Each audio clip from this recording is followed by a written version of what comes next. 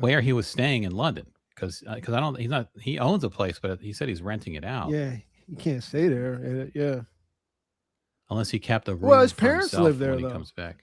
His parents still live Yeah, there. I didn't. Yeah, I just didn't think to ask, like, hey, where are you right now? Like, whose house are you at right now? But Yeah. It's your folks' um, house in your old bedroom. yeah, are you like are you being too loud? Do you need to get quiet down because people are Yeah. sleeping, or Right. how's that work? Oh, by the way, people, what's happening? It's Randolph Terrence. I'm Andy Klein. Welcome to the Three Guys On podcast. We were three strong last night. We're two strong tonight. We had Another Bogota thing Bay. Yeah. about last night, I realized after we recorded that we never really introduced Chris, and we got a lot of listeners that probably I don't know think who the we hell that is. I think we just kind of assumed that everybody knows him. That's what we plus did. We assumed. plus it was so the description of everything was getting so was immediately like reeled in. It's like, what, wait a minute, you're where? Right. Doing what? So Chris Milner is I guess it was a comic in the DC area for years. Yeah. He was on the podcast a bunch back in the day. He left the U.S., got deported in late Yeah. 2017. He's been on a couple times since then on Zoom, but if you weren't around back then, you don't know who that was. So Yeah. he's English Bay. English If Bay. you are one of our non-paying listeners, Yeah. um, Our beautiful yes, non-paying yeah, we love you listen, the guys. lovely non-paying public. If you all want to know what's going on with Chris Milner, you can listen to yesterday's episode. It actually Yeah. went up today, but last night's episode called Chicken Uh, and Beer. we will just say his name is now Bogota Bay. And he's a kingpin, sort of. That's his name now. It's no longer And English Bay, although he is still English. It's Bogota if you Bay. are a non-paying listener, you can go over to our Patreon. It's Three Guys On, patreon.com/Three Guys On, the word three. And if you don't want to sign up for the whole shebang, you can just buy individual episodes. So you can Right. listen to just that one episode if you want and not have to worry about your card renewing or whatever. But we were on with Chris for a while, Chris Milner, who might come back on Saturday. It seems like that might happen, but he hasn't been on much at all in the past, I don't know, 9 years. Yeah. It's been a A while. couple of times. Just a Couple couple of times times. here, a couple of times there. It's the time difference is the big thing. Now he's in, I mean, he's in our time zone. He's 1 hour off of our time zone. Yeah. But because someone left a comment, I'll go ahead and because we don't normally do comments on Thursday, but someone left a comment. Amina left a comment. Two things. One, she said, I'm verifying the comment by the person that you can comb your dreads out. You absolutely can. It takes a long I'm ass actually going to time. talk about that. Yeah. I'm going to talk about that. Takes a long ass time, but it can be done. We were talking about Jay-Z. Yeah. And then she said, the British guy, was that the one that's married to a black woman? Yes. Does he have a brother or a cousin asking for a friend? And that was a chaotic beginning. Loved it. He's divorced. He was married. Was is the operative word there. So, Yeah. yes, that's him. That's Chris Milner, English Bay. Yeah. And she And- is beautiful. Yeah, because when Beautiful girl. he moved back, Yeah. she moved with over him. there, Yeah, she moved with him. obviously, and then Got a good science job because she's a scientist, got a science job. yeah, and then they split. Beautiful girl with a beautiful afro. And yeah. So he's just walking the earth now, Yeah. and he is. I don't know how available he is. He's got a whole thing going on over there. So yeah, that's the same guy. That's He's English also got Bay. that Chinese mafia hairstyle now. I mean, you got to look the other way on certain He things. didn't have it then. He didn't have it then. But he looks He's- relatively the same. He looks exactly the same. He didn't go full Seagal just yet, Yeah. but he might eventually go full Seagal. Yeah. And let me put it to you this way though. You start fucking with Chris, there is a good chance that in a few years you're gonna end up living in a hut on a beach somewhere. And loving it. Yeah, I feel like that's the direction he's going. Yeah. I feel like, Just living off the land, yeah. walking the earth. I mean, he's always been a guy who traveled a lot. Yeah, a lot. It's just he just so happened to land in DC and stay for like 10 Yeah. years or 8 years, whatever it was. But he's a wanderer. bit of a wanderer. Yeah, got the wanderlust in him. And It's the when you grow ladies, up in Europe, you wander because everything's right there for you. right? Yeah, everything is like I don't think people quite understand the difference in size between the U.S. and Europe. Nah, they don't get it. Because people are like U.S. people don't travel. You It's know like what? our You know country what? One is people don't get. country's People, enormous. You know? yeah, quite a bit bigger than yours. You know another Yeah. size thing that people don't get. People don't, and this is purposeful. People don't understand how big Africa is Oh, because right. on the maps when they were doing the maps, they made it small purposely to make them like. You don't understand the square footage of this, the square miles of Africa. It's crazy. There's a term for that map distortion. Because you're taking a round thing and you're making it flat, so Mm-hmm. countries are going to have distorted sizes. The Mercator projection, that's what it is. So in the Mercator projection maps, the way it's kind of Your mama's stretched. coming in hot about Chris's ponytail in the I mean, you can talk him out of it, yeah, your mama. You probably can. probably talked out of it. So the Mercator projection is the map that we all kind of are used to, the flat Yeah, map, and it makes Africa look smaller than it is relative to other countries. There's another projection that makes Africa bigger, but it continents. also Remember, but it Africa's a also continent. makes a lot of other places smaller than they are. Like you're not going to ever get it perfectly unless you have an actual globe. But it's called the Mercator projection, where if you look at it, you're like, oh, Africa is about the same size as North America or whatever. You just Nope. kind of line them up. It's not at all. It's way bigger. I want to travel. I want to Africa see. square miles. Africa by square mileage is 11.75 million square miles. The second largest continent in the world. It makes up 20% of Earth's total landmass. But if you look on the map, it's not much bigger than South America. But if you in square mileage, I bet it's way bigger than South America. Like if you were just kind of side by side those two areas. But I think the largest continent in the world is one of the Antarcticas, I believe. it's Antarctica. Yeah, Yes, one. I knew it was one of them. No, it's Asia.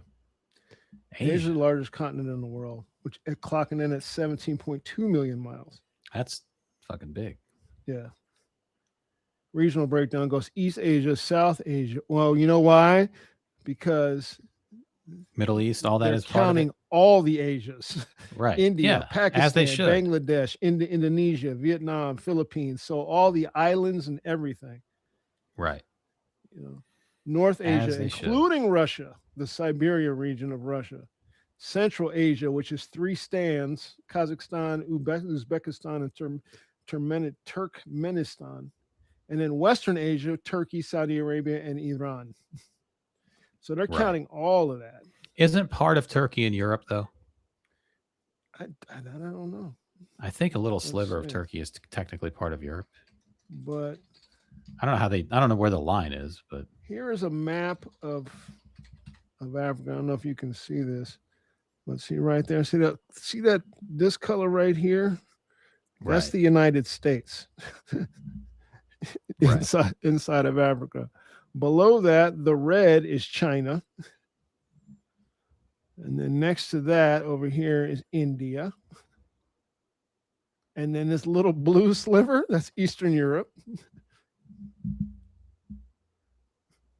Yeah, and then you got France and Spain and Germany at the top. All that put together is Africa. Also Italy right. and Switzerland and the Netherlands, which are some little bitches at the way. Yeah, at you're the not top going to of notice. Belgium. You're not going to Yeah, notice. you don't Someone even could take notice those out. You wouldn't even notice. Also, there's Madagascar over on the little I say the little island, the island off the coast of Africa, Madagascar. That counts too. I was just listening to Neil deGrasse Tyson was on Club Shay Shay today, and they were talking about how people stop tracing. Like if you ask somebody, "Hey, where are you from?" "I'm Swedish." I'm Swedish. You're Swedish? Where were you born? Brooklyn. What? where where were your parents born? They were also born in Brooklyn. Oh yeah? And you're Swedish. Yeah, they're both Swedish. Oh, everybody's Swedish. Okay, uh-huh. And they're born in Brooklyn. Okay. Where were their grandparents born? Minnesota. Oh, okay. And then where were their people born from? Sweden. Okay. You said, and then people just stop there. Like they stop when they get to the country of origin they want to stop at. His point was, now go further. But how do you might not even know further. Like, how many generations back are you aware of? Well, his point is everything flows from Africa. Everything. Well, right, yeah. I mean, that's true, but you got to go. You're not going to have records of all of your. But people cut it off. First of all, just people calling themselves. People do this all the time. I'm Italian. Were you born in Italy? No, I was born in Queens. But if it's not just a nationality, but also a culture, then you're culturally Italian. And that was his point. Yeah, and he said that. Yeah, me and Neil deGrasse Tyson, we're the same. Yeah, we think the same. That all life flows from Africa because it was the most fertile.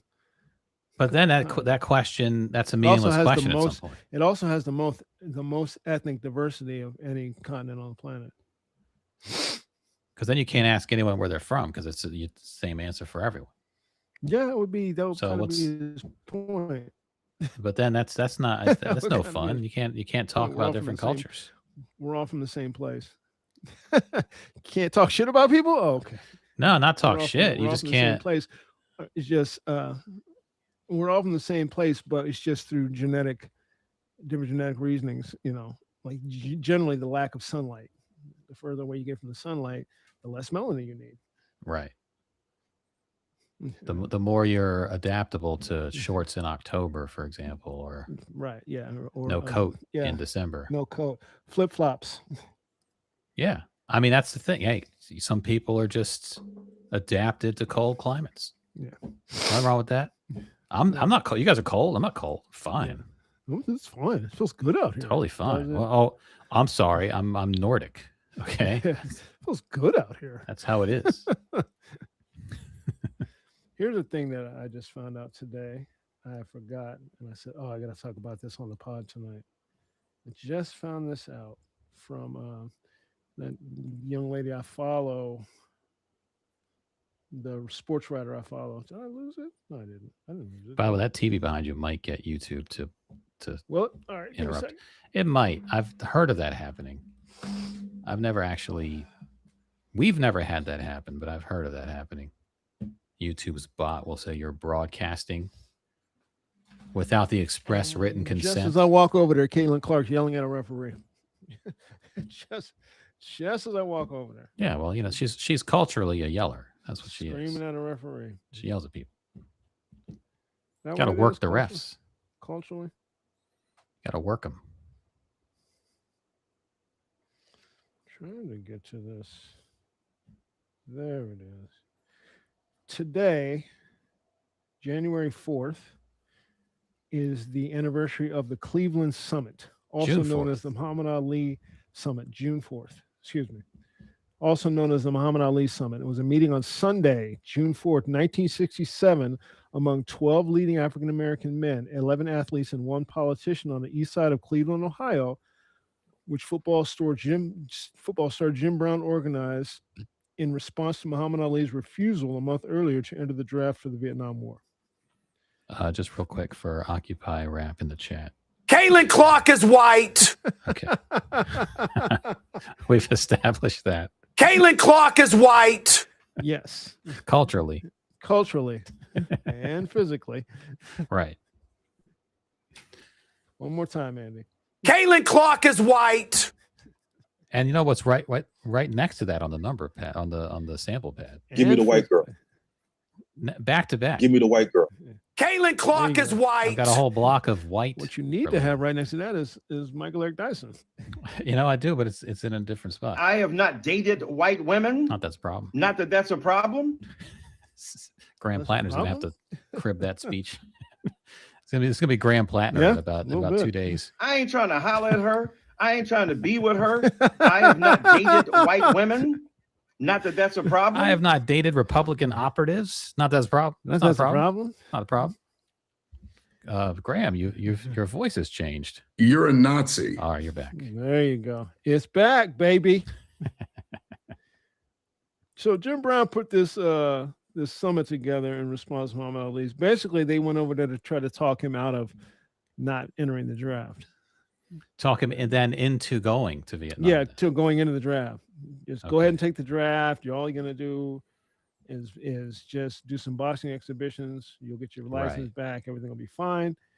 It was in Euclid Avenue in an office.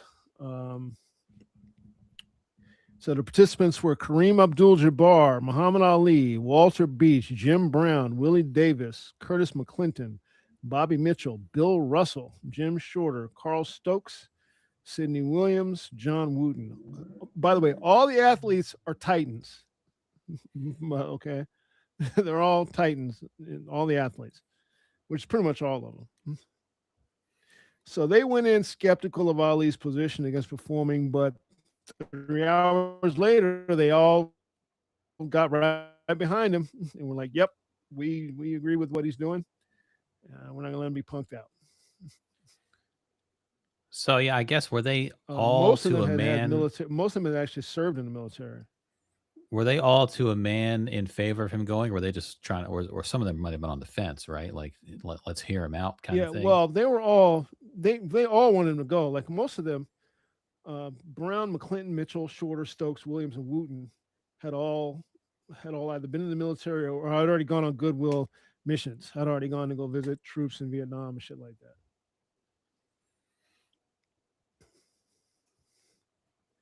And Muhammad Ali wasn't discussed as a group before. This is the writing. Somebody had written about it. It wasn't discussed as a group before the meeting. Many of the men planned to convince Ali to accept his call to the military. This is how the press reported the summit at the time. An unsuccessful attempt to convince Ali to perform his military service. The headlines afterwards were athletes failed to talk Ali into the army, or athletes failed to sway Clay, depending on who was writing the article. I think that one rhymes though. Sway Clay. Yeah, sway Clay. Yeah, that's what I'm sure. How Clay? That's what they were saying in the meeting. Yeah. Also, the Nation of Islam apparently had a financial stake in his planned comeback. For him to not fight, they'd get a little bit of money. Oh, okay. All right. So agendas were colliding. Right. And I mean, yeah, I guess like, firm, I guess like, because like in World War II, those like baseball players went over and fought, like they flew bombing missions and shit. But by the time, like Elvis joined the army, but he was some did. Like quite a few of them did. And Elvis was just signing autographs the whole time. I think he wasn't in a war. Yeah, there was no war. There was not in a war. Korea. But he was on military bases. That's where he met that little 14-year-old girl, Priscilla. Yeah, but he was in the army from 1968 to 1958 to 60. So there's no war, not wartime. It was just 2 years. He just did 2 years of service. Yeah. So he went to Germany. Yeah, he did. He was stationed in Germany. Base. He got to be sergeant. He earned the rank of sergeant. Yeah. And anyway, so 2 years. So I guess there was maybe Muhammad Ali, they were kind of seeing it as more of one of those, not like a Ted Williams in baseball where he lost like years of his career to go fly fighter jets. Muhammad Ali would have been more of like the photo op. They were thinking like Joe Louis. Like Joe Louis did a lot of exhibitions during World War II and stuff like that. He didn't fight, but he was he did a lot of exhibitions and stuff and everything. And Ali was like, I am not going, period. Yeah, he was like, no Viet Cong has ever done anything to me that nobody white has never done. They were like, how about we don't put you actually on the front lines and you just take pictures and shake hands. Right. He's like, yeah, still no. Still no. Like, nah, not going. Not going. So he lost 3 years of his prime. Right. Refused to let him fight for 3 years. And by the way, you were allowed to be a conscientious objector to the war. I believe that's how the draft worked. That you could be a conscientious objector. There were ways that people So couldn't you say like I'm a pacifist? I don't even know all the details. You could say you had bone spurs on your feet. Well, you'd have to have a real doctor Yeah, sign real off doctor. on that. Sign off that you have bone spurs on your feet, Dr. Vinny Boom Bots, and then later You on in life, you could end up becoming president. And then you have real doctors saying you're the pillar of health. Yeah, He's that you're never not had a real. You're not falling asleep. He's never had a everywhere. real diagnosis. Even when he was like 19 years old, he had Oh, fake yep. doctors Yep. making shit up about him. Yep. He's never had a real doctor give him Yep. any real information. You saw that video I sent you, right? I didn't see, Sleeping I in saw I overalls? bookmarked. I didn't see the one you sent, but it's probably the same one. He's oh wearing a my yellow tie. God. Oh my God. Let me pull it up. It's fucking bad. He's gonna fall over in that Fucking chair. bad. One of these days, he's gonna just tip over. It's fucking bad. Trump was It's once the again. kind of falling asleep when you're in the house and one of your older, either your uncle or your father or your grandfather falls asleep.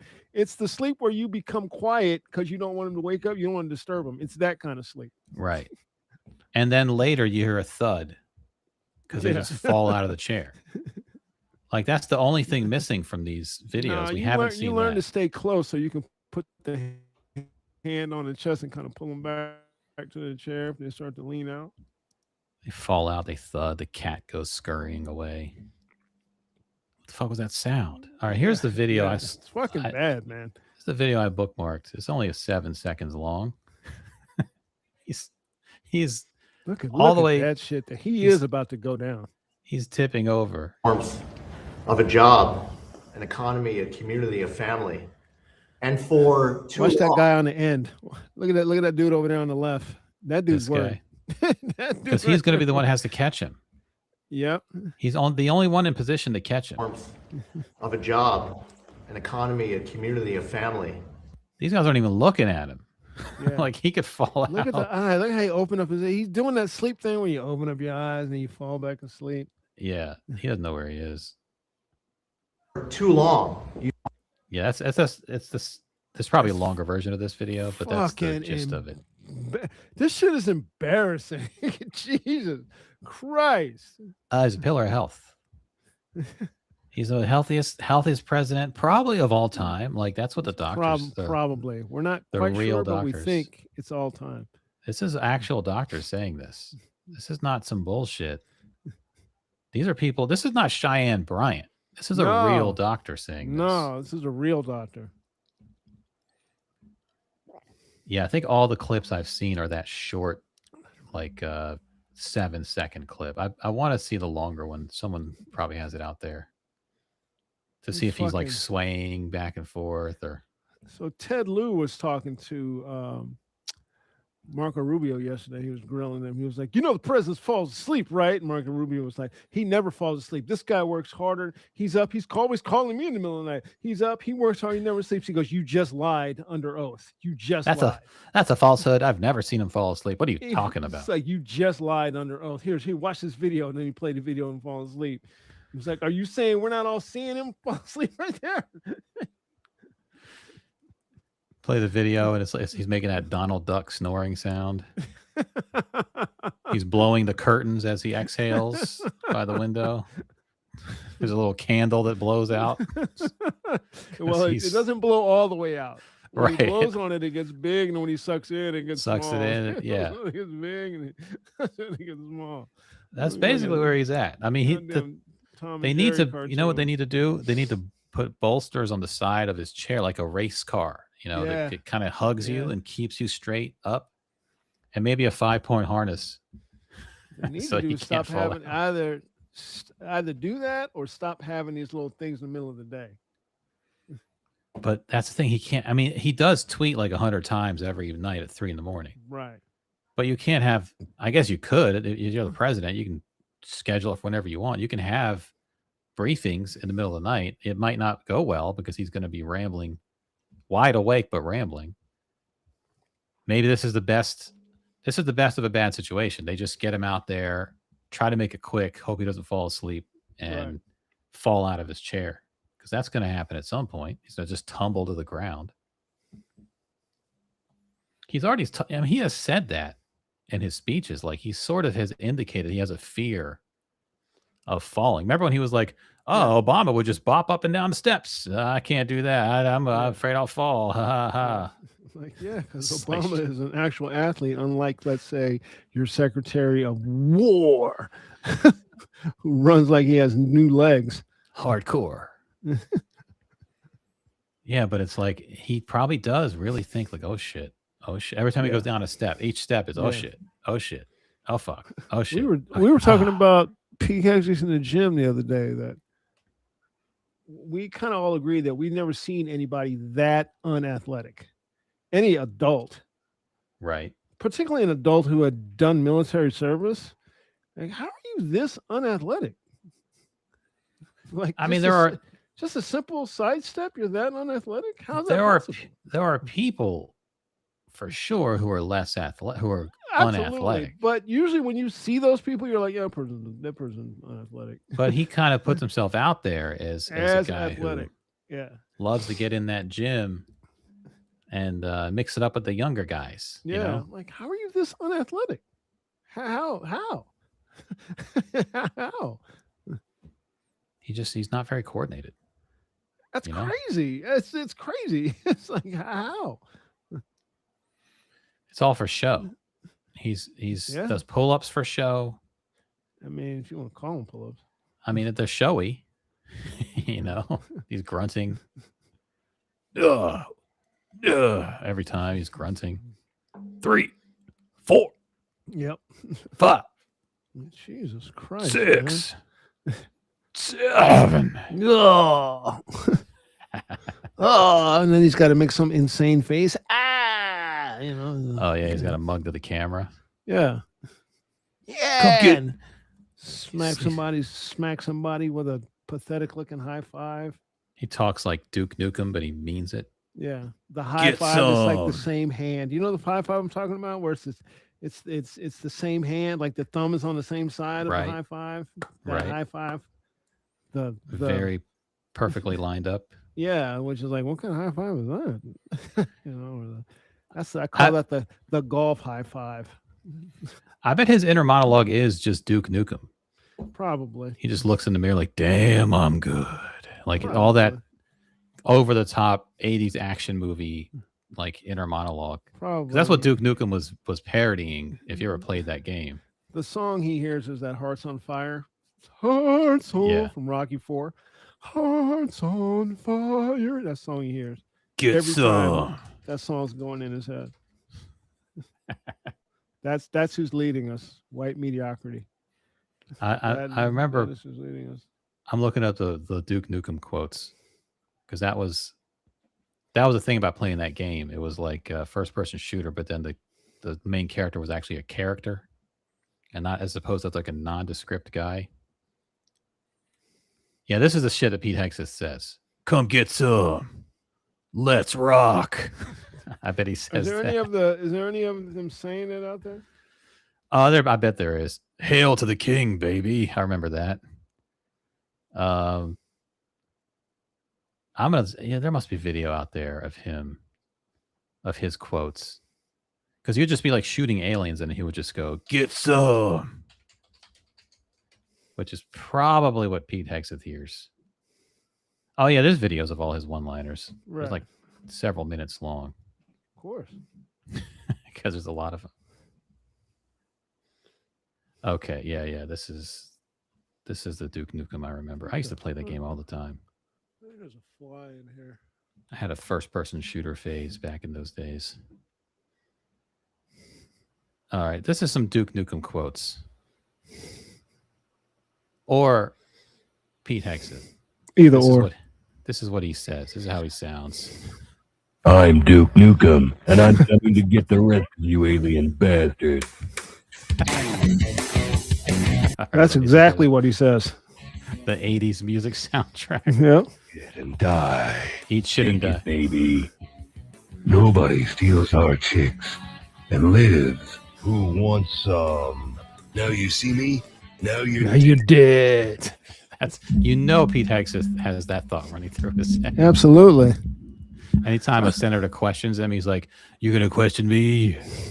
Now you see me, now you're dead. Your face, your ass. What's the difference? That's the voice of anybody who drives a Cybertruck. That might be in Pam Bondi's roast book. That one. I'm not gonna fight you. I'm gonna kick your ass. Yeah, all right, that was all right. Dance for me, baby. Babe-alicious. Oh yeah, because Duke Nukem would go into strip clubs, Oh, okay. and you could press the little button to make him talk, and he would say shit like that. It was a great game. I ain't afraid of no quake. Death before disco. I've got balls of steel. What are you waiting for? Christmas? I'm the Secretary of War. Yep. Bitchin'. Suck it down. I'm here to do He's pull-ups. definitely said that one in his head once or twice. Suck it down. Suck it down. Damn, I'm looking good. Oh yeah, I remember He that says one. that one all the time. You could go into a bathroom in that game and you would see yourself in the mirror. Every time Hegseth leaves his office, he says that one to himself, and he looks in the mirror on his way out.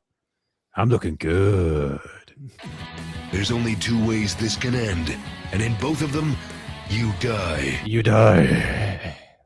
I hate to kick my own ass, but it's gotta be done.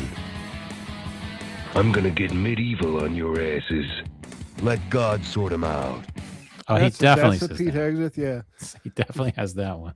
Half man, half Same animal, man, all but- dead. The All right. Venezuelans he's killing. All dead. Groovy. Come get some. Yeah. Classic. He Come get this some. runs on a loop. This runs on a loop in his office. He is Duke Nukem in his mind. That's who he thinks he is. He's this 80s action hero. He doesn't understand it's a parody. Absolutely. He doesn't get that. Yeah. It's he doesn't get that they're making fun of guys Most like people don't that. understand when they watch parody movies, they don't get it anyway. Like what's the space movie with the bugs? Starship Troopers? Starship Troopers. It's a I parody. almost said Super Troopers. Yeah, Starship Troopers. Super Troopers is a parody too, but Starship Troopers is a parody. And Paul Verhoeven's like, y'all don't get it? You didn't understand that it was a parody. You didn't understand it? Everybody's dressed like Nazis. You don't get it? You don't I'm here to kill space bugs. you don't get it. This means war. Secretary of War. Your mama wants to know, is Babelicious the episode title? Babelicious. Babelicious. You know what? It might be. It might be Babelicious. It's the leader in the clubhouse right now. Babelicious. Babelicious. Jesus. We don't know TPS about bumps of cocaine. We don't know about that. We're not sure. In the No, chat. we don't really know. We do know alcohol, allegedly. Allegedly. Yeah, we know that. Sources close. Sources say. Allegedly. I'm trying to figure out how to spell Babelicious. Is it E and then A, or is it B-A-B-A, or is it B-A-B-E-L-I-C-O-U-S? B-A-B-A. B-A-B-A-L-I-C-I-O-U-S. Babelicious. Babelicious. Bobalicious. Yeah. Or is it Babelicious with the E because it's like delicious? You're cutting off delicious. Could be. That E could be part of it. I'm gonna have to Babe- see what the internet thinks. I think with that E, you know what I would do? I'd put a hyphen between the E and that in between babe and alicious. Google says B-A-B-E-L-I-C-I-O-U-S No A? because it's no A. 'Cause it's babe B-A-B-E-L- Babe. It's That's babe- babelicious. and then licious. But that's just babe. That's not babe alicious. That's babelicious. Right. I mean, Merriam-Webster says B-A-B-E-L. They all say that. You know what? It's not a real word. That's not babelicious. That's babelicious. Babelicious. You're not getting it.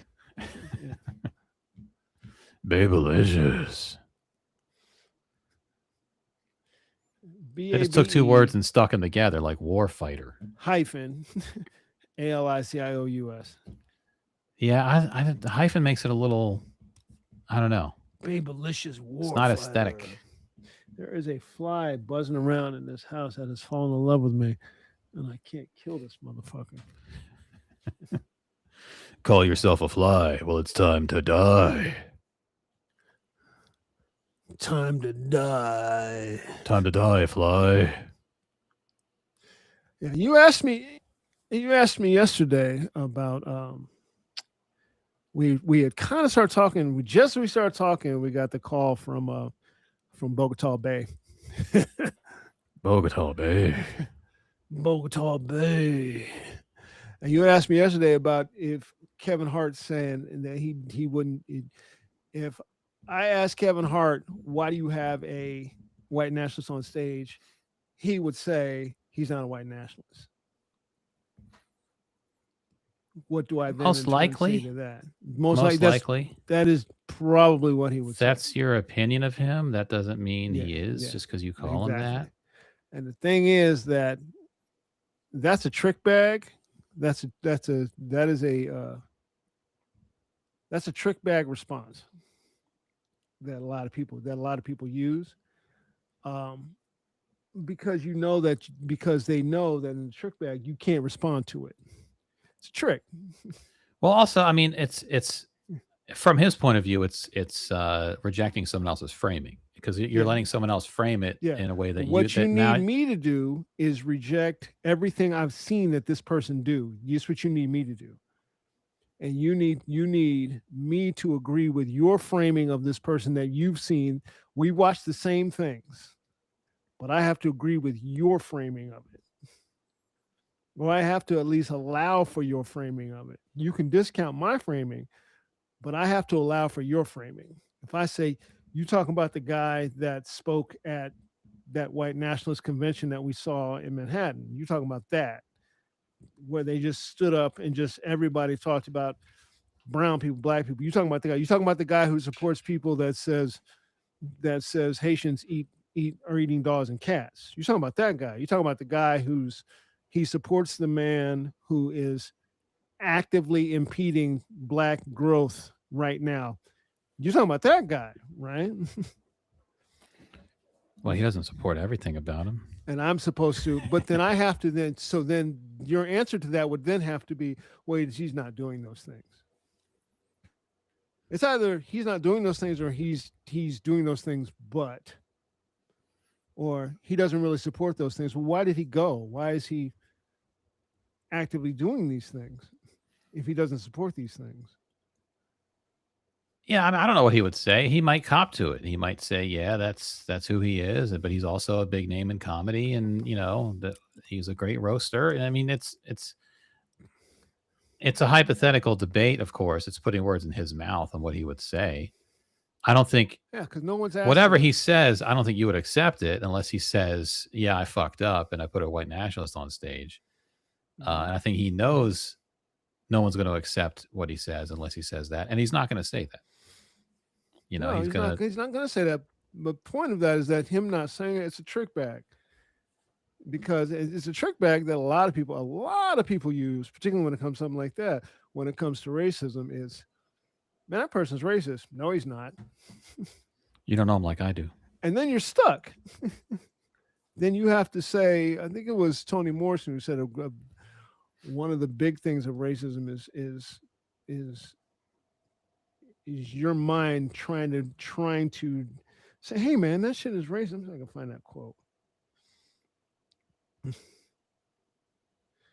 And I believe that's precisely, well, it's not even I believe, we believe that that's what he would do, because that's what people do in situations like that.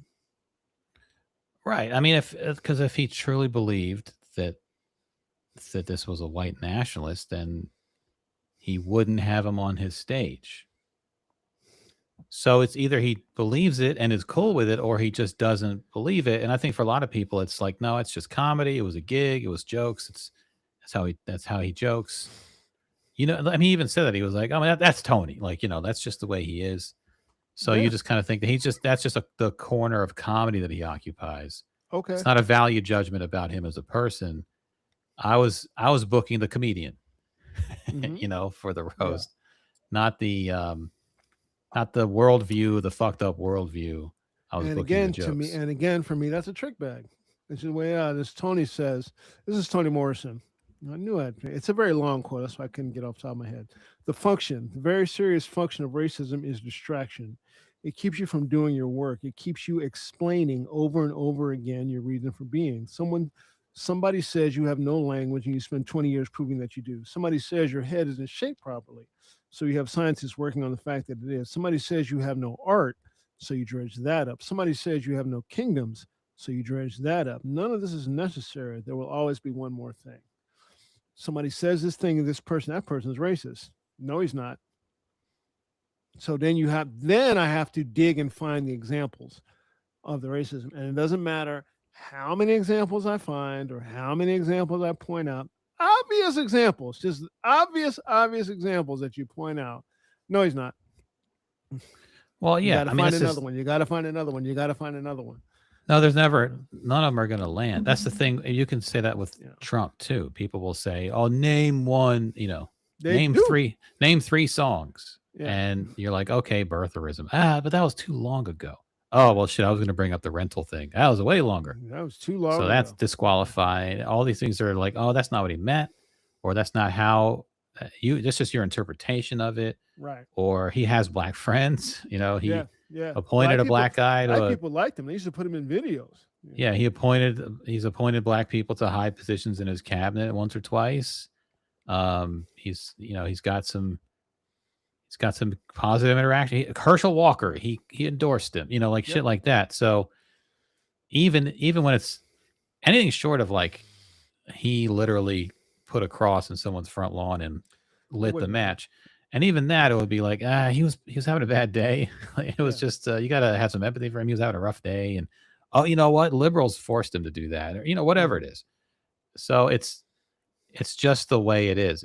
The conversation of like we're supposed to have a baseline where there's like a foundation of truth that we all believe, and then we can have conversations, but with that as the foundation of, well, this is a true thing, so based on that. And if people just reject that, which is so much of the internet discourse, they just reject the truth altogether, then it's not even worth it. It's not worth having that.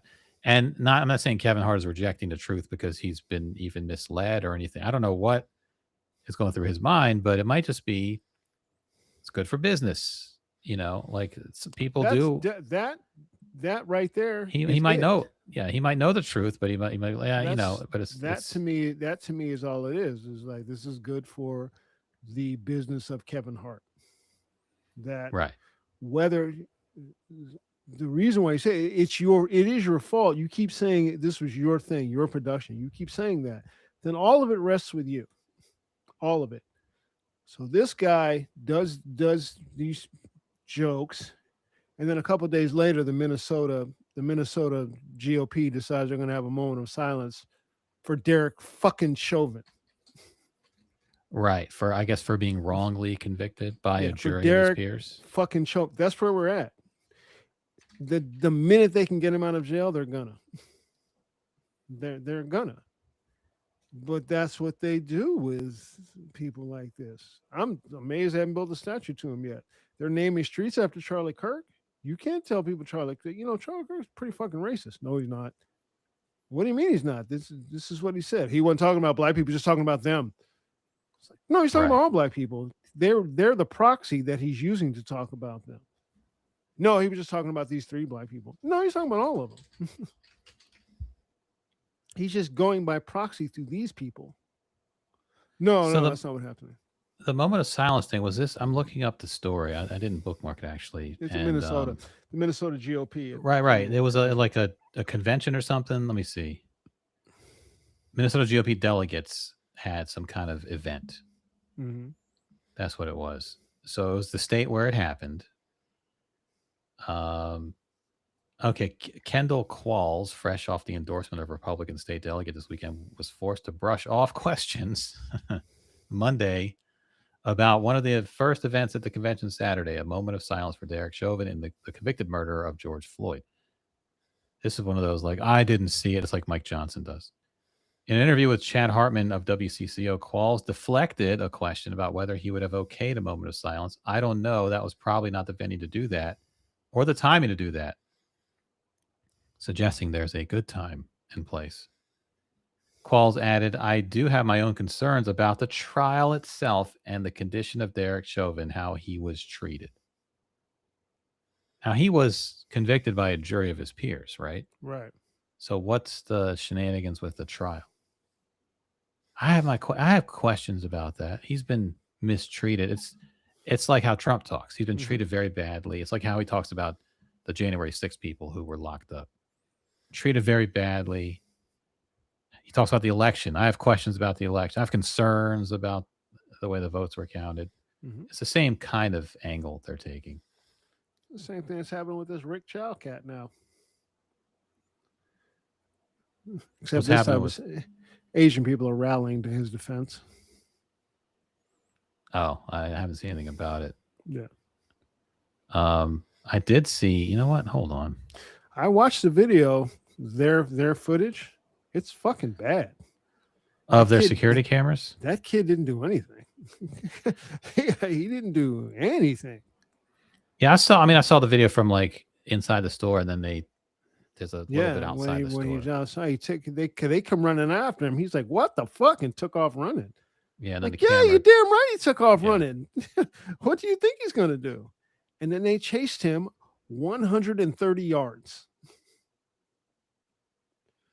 Let me Right. get this straight. You chased him 130 yards for, in your mind, 4 bottles of water that he didn't Right. take. You chased him 130 yards for $5 worth of water? I'm not chasing you 5 feet for some water. Hey, that's your water now. Well, I mean, people who work retail, they're told not to chase Don't leave the store. because who knows what's going to happen. You don't know what. Like, just let it go. They chased him 130 yards. 130 yards. Have any of you ever sprinted 100 yards? I've seen Ed Reed catch an interception in the back of the end zone and run it back 109 yards for a touchdown. It's pretty far. Yeah, That's 20 yards further. Sprint 100 yards. Go to a football. Go to your local high school. Warm up first. Let me just tell you to do that. Warm up first, and then run 100. Just run 100 yards as fast as you can, just as fast as you can. Run it, and then when you finish that 100, and you lay down on the ground and you start breathing heavy. You've been breathing heavy. Think to yourself that you still have 30 more yards to go. That's how sick that shit is. I don't run hundreds anymore. I run 50s. And I haven't run a 50 since February 2nd 50-yard dash. of this year. You know what you do is you run a 50 and then you jog a 50. Oh, like an interval. Yeah, you run the first 50, you jog, and then you just jog through to the other goalpost. And then you stand there and you breathe really heavy. And you turn around and you run it back. After you take a nap. Yeah. And as Occupy Rap is saying, they would make motherfuckers do that shit at the end of practice, end of football practice. They chased him 130 yards. 130 yards. For some water? For, in your mind, 4 bottles of water. That's what you chased this boy 130 yards for. Right. Do you know how deranged you have to be? Let's just think about the level of derangement you have to be. How deranged of a human being you have to be to do that? What is fueling you to do that? What level of hate do you possess inside of you that would fuel you to just keep running? You figure 20 yards in, okay, Andy, what's your breaking point? How many are chat? Think about this. Let me know, chat. What's your breaking point yardage wise? Where you're just like, fuck this. Remember now, we're talking about water bottles. Not they've taken your kid, or they killed the dog, or they've just run off with my wife's cat, or or And did also something, he slap wasn't my even child down. he wasn't even running off with like the cash register. You know what I No. mean? It's bottles of water.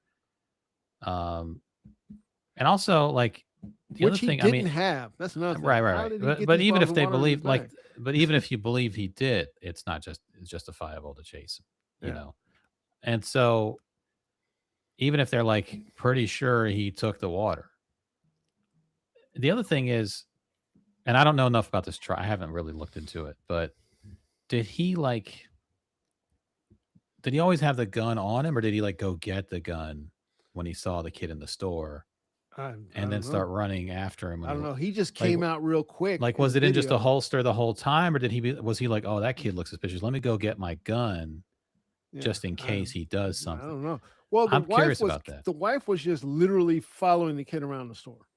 Right. Yeah. I saw that video. Like she's Yeah. kind of just shadowing him. And I'm just wondering about like, because it's one thing to say, hey, come back here, run after him. But then you got a gun to shoot him with. Did you already have that on your hip? Did you go get it from under the counter? Yeah.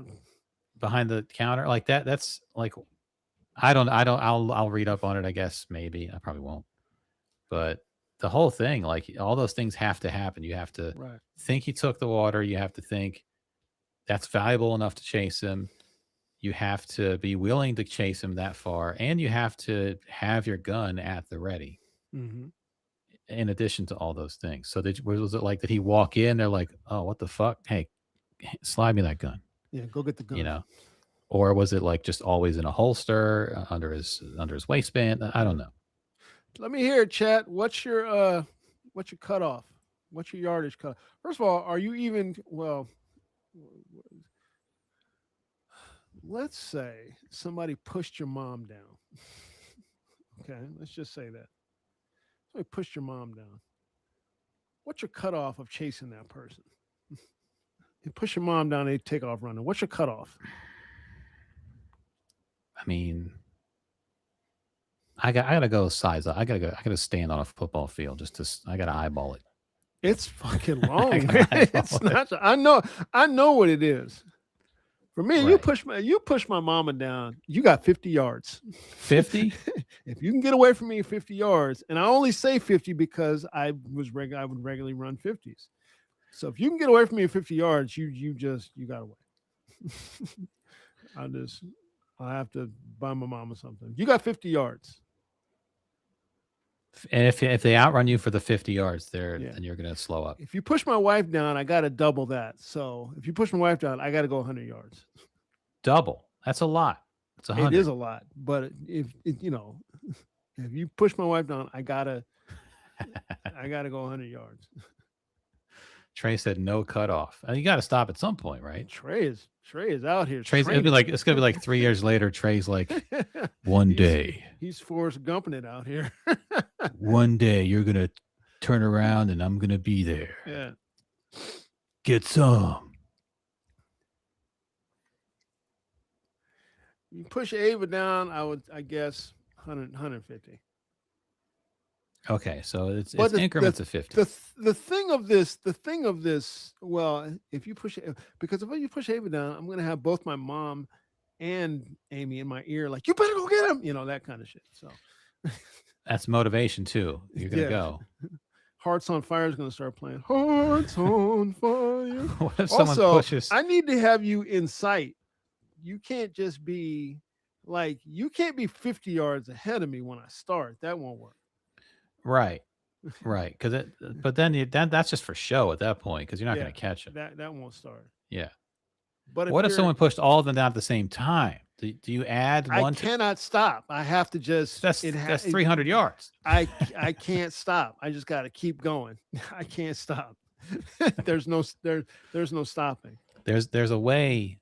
There's a way to. And I don't have to worry about my dad getting pushed down, because he'll shoot you before you try to run away. You're gonna get shot in the back from him. Even if he goes down, he's gonna still shoot. But that's gonna be a justified shooting because you started it. The way to get out of the run, you take off, you get a good 12, 13 yards, and then you're like, pull up lame. I gotta go check on my mom. pull-up lane. Hey, are you okay? And then you go Yeah. back to make sure. No, I got to make sure you're okay. I don't want to run away and you're bleeding out here on the sidewalk. So I wish I could chase that guy, but I can't because I got to check on you. You know. Then you're good. Then you don't have to run 150 yards. Okay, so let's try it. Let's try it another way. What is what's the difference? What's the I'm not going to chase you distance? At all. Like I'm not gonna like if you know ahead of 20 time. yards, 30 yards. This is the lead they have on you. Yeah, 25 yards. You're coming from a standstill. 25.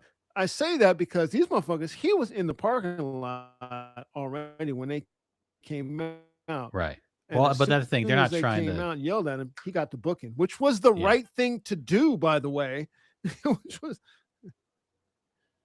and he got the booking. Yeah. Yeah. And they kept running. So what's the number of that? 30 yards? I mean, Let's say less they than okay, that. so they push your mama down. We've established they pushed your mom down. and then they start running. And then they do no, they don't start running. They do a little skip of the way thing, somebody skipping away talking shit. Okay. You see, All right. what's the number of the mile and what's the yard marker where you're like, I can still chase this person or I cannot. 0. What I'm gonna Okay, so do 0. is say, yeah, you better run, Okay. and I'm not going anywhere. That's good. Yeah, you better run, and then I'm just gonna stay back. Are you okay? That's good. Everything good? That's Need help good. getting up? Do that. You can't just leave someone behind who just got pushed down. Yeah. I'm not a monster. I'm thinking I think there's a lot of factors that go into it. It kind of depends on what the person looks like and that kind of thing. I'm thinking 15 yards, maybe. 15-yard head start. It's a big head start. I mean, what are you gonna do? Yeah, that's A yard is 3 feet. run. How long are you gonna 15. run after the person? 15 yards. That's 75 feet. 130 yards though is a long way. It's a long way, man. A football field is long. You don't Yeah. realize until you're standing on it in an end zone, looking at the other end zone. It's a long Right. way. Or if you have seats in one end zone, you're trying to watch a game. Yeah. And All the action's and the down shit's there. going on in the other end zone. That's binocular territory. See, B Black is saying this question is why I can't own a chain. Yeah, because somebody snatched that chain. What's your mileage? What's your distance? Where you're like, that chain is not mine anymore. what's your You got me. Yeah, what's your distance? Gotta have a distance when you're buying a chain. You're like, look, somebody snatched this chain. I guess you get a 30-yard jump with a chain. Right. It's yours now. Just don't. Yeah, you can't have chain. You get a 20-yard jump on me with a chain. That's it. That's yours. You got any of those 5-yard chains? Yeah. I'm on a budget. Motherfuckers chased him 130 yards. That's insane. That's an insane level of hate. Yeah. What that is. That is some hateful motivation to do that. 130 yards.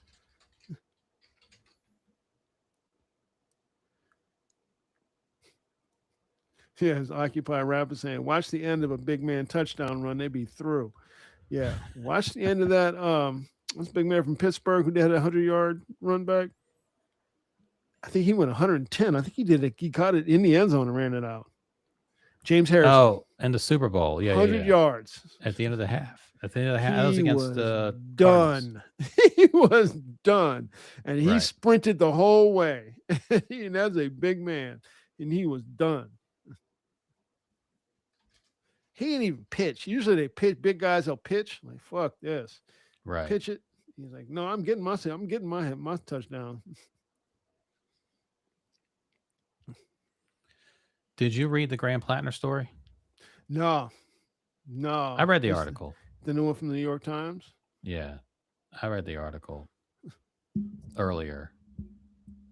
There was What's the gist? so some of these like right-wing accounts were like saying yesterday and the day before, like, oh shit, something's about to drop. about Graham Plattner. Just you wait. So you said it's know. right wing. Do you think it's coordinated? I don't think it's coordinated, but I think they just people caught wind. Sometimes they know an article's coming, and so but they were trying to like build it up to be this big thing, Something's coming that's gonna. Oh, you thought the rest of the stuff was bad. Shaunton just sent me a text. Bitch ass napping in meetings. Who do you think he was talking about? Napping in meetings. Bitch ass napping in meetings again. Did you watch the video of Trump? I said, just talked about it. Yeah. I just talked about it. So what they did with Graham Plattner was they went and for the last 2 months, the New York Times apparently has been talking to some of his ex-girlfriends. Okay. Going back like 10 or more years. Well, that seems okay. To see what kind of guy he is, Right. I guess. Oh, the guy with the Nazi tattoo. What kind of guy he was. You're a Nazi. I'm sorry, these were his ex-girlfriends. You're a Nazi.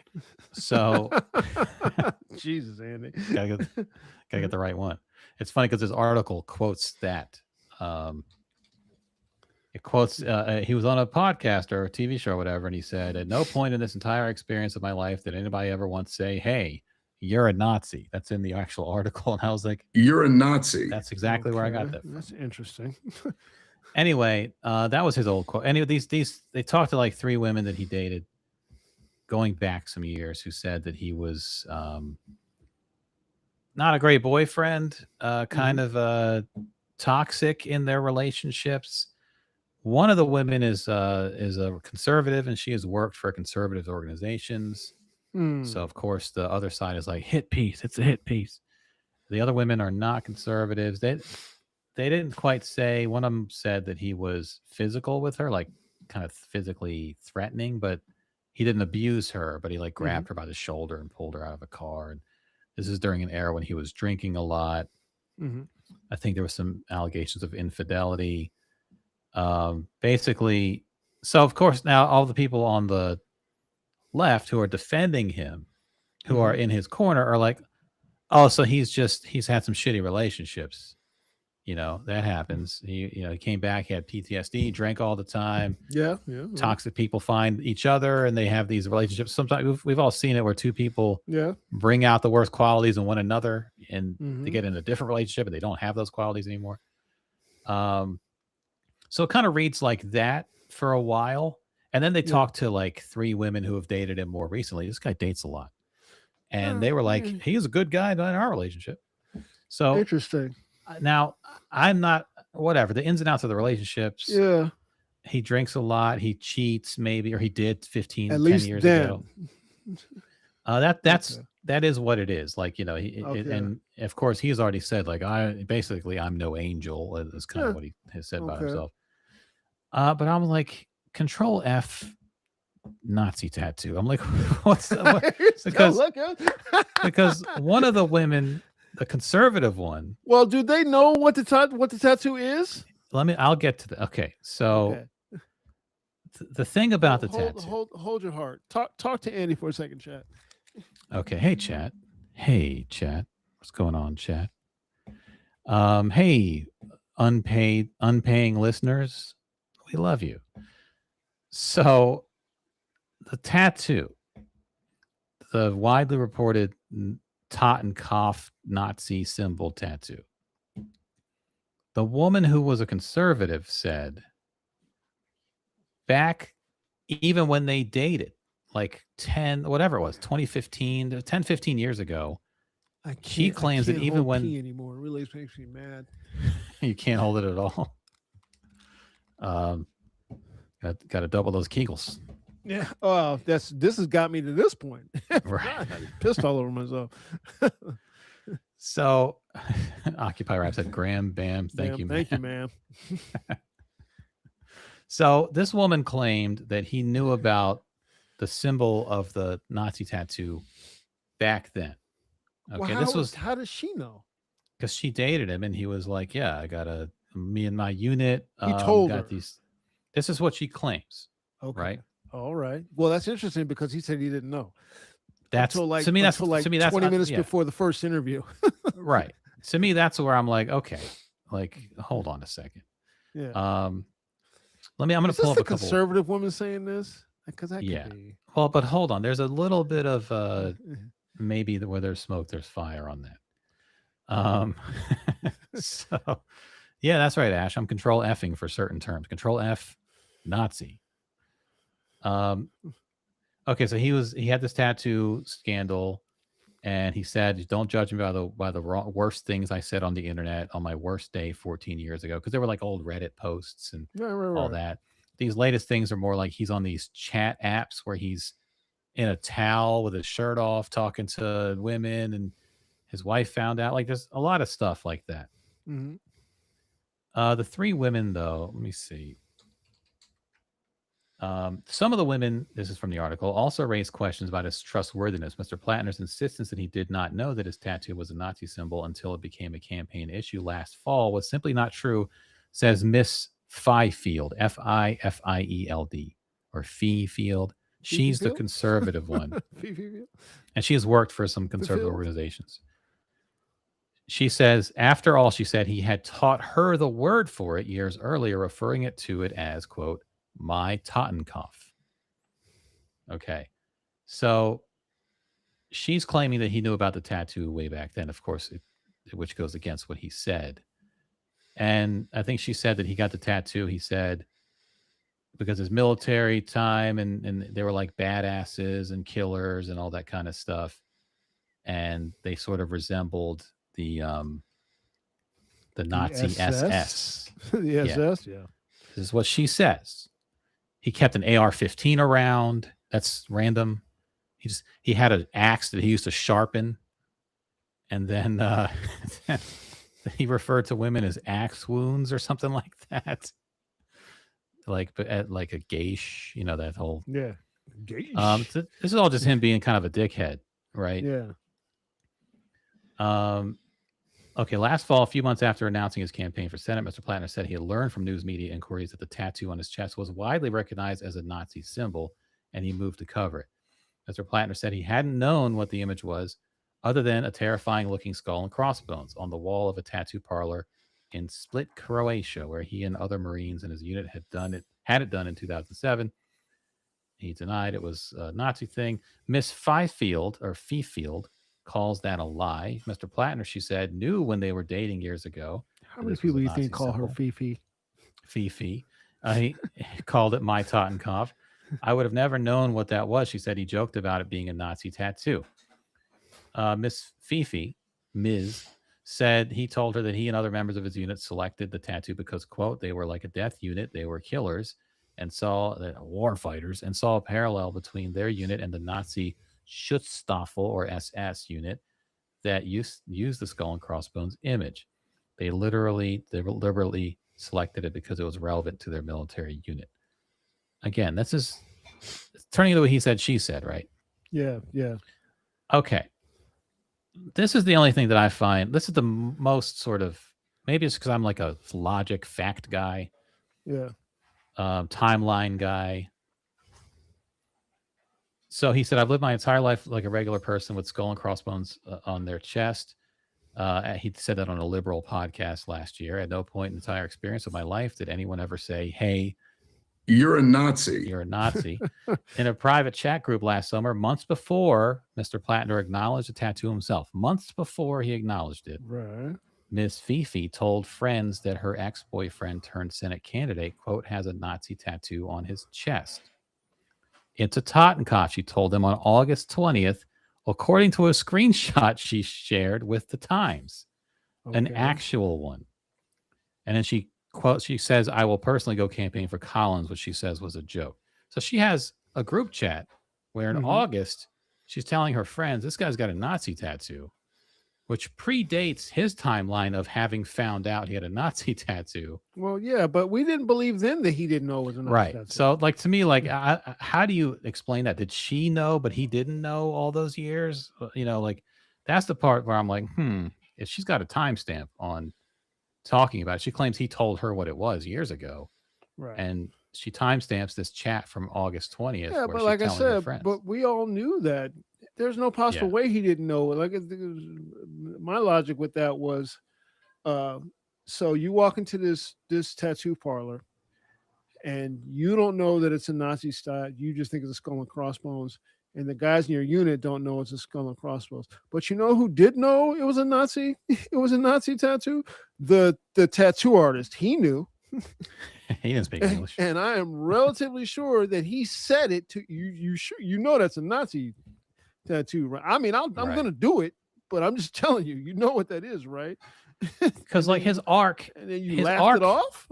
his arc is basically, I was kind of a shitty guy. I had maybe even some conservative views. I said some shitty things on Reddit to blow off steam. He has an arc. He says, Yeah. I came back. I got over my problems. I used to drink too much. I was a bad boyfriend, sure. Yeah. But now I'm like this. I take psychedelics and I'm a lefty and I'm a this and that. So Right, he right. has copped to shit in his past. Right. Bad behavior. But the Nazi tattoo, he couldn't cop to. He denied the Nazi tattoo. And then this woman has granted, she's a conservative, Right. but she happens to have a conversation timestamp from before the tattoo kind of blew up in his face. So yeah, TPS, so we don't need supporting documentation. Yeah, but I like the cornering him with that question. He's supposed to be on Chris Hayes' show tonight. I don't know if he was on. By this point, it's over. But I'd like to I want to cross-examine the guy a little bit. That's all. All the other stuff, like he ghosted women and he cheated on women and yeah, he might have gotten physical. But again, that's her word. That she never reported anything, and she said it wasn't abuse, but she said he got physical. Angry guy sharpening an axe while, I don't know, watching Jeopardy or something, just in his apartment. But he said he was an angry guy. So right. That's just confirmation of she's confirming a lot of things that he said. Right, but you can take that and then make something up, and it'd be like, oh, he said he's angry, So yeah, it's not verifiable, but that thing is the timestamp on her conversation. She has old diaries that she let them review where she talks about him being kind of a bad guy. No, Anissa. Anissa wants to know, is it wrong for me to care about black issues first and foremost? Nope. Considering that there was another huge blow delivered to the Voting Rights Act just yesterday, no, it's not wrong for that at all. I mean, a huge blow delivered by the Supreme Court yesterday in Alabama. So, in any case, in Alabama. So, no. Right. It's just, to me, it's like, it's trying to flip the Senate. This has become this really visible race. And I guess they think it's winnable for him. And if I was living in Maine, I'd vote for Democrat and blue no matter who, because if you do get the Senate, you control the committees. None of Trump's nominees get out of the committees anymore. You have a lot of power. You can keep him out of the committees. Yeah. And still the control that you have is beneficial. Pronounce this, but WGH second in the chat is saying he was on Chris Hayes, which we knew, and it didn't go well. Oh no. Did Chris ever say you're a Nazi? On Chris Hayes, probably. Except he said in that high pitched voice of his. I believe you're not. I hope he did say it. I need one more drop of someone saying you're not. I'm going to collect them all. But it's just this thing about, it's kind of this litmus test. A lot of people a lot of leftist progressives, or whatever, have really gotten behind this guy, including Bernie Sanders. Yeah. And, like they've looked the other way on a lot of this shit. The guys who are Pod Save America are already telling people don't worry about any of this. And, like, it's fine. Blue, no matter who, I would vote for him because I understand the bigger picture. If I was a Mainer, that's how they say it. Yeah, man, is that how they say it? But on the other hand, like some of these people were saying, like Kamala is a cop, like just saying some bullshit. They were reframing her whole career. They were hinting that she slept her way to the top. Well, he's not Blick, Andy. Yeah, like it's one of those things where it's like, I'm sure they don't want us purity testing Graham Plattner, and I'm not a big fan of purity tests anyway. But this is kind of what people on the far left do: is purity test anyone who's considered a mainstream not Democrat. To the people they like, to the point of not voting. That's my point. You might not like these people, but you should still show up.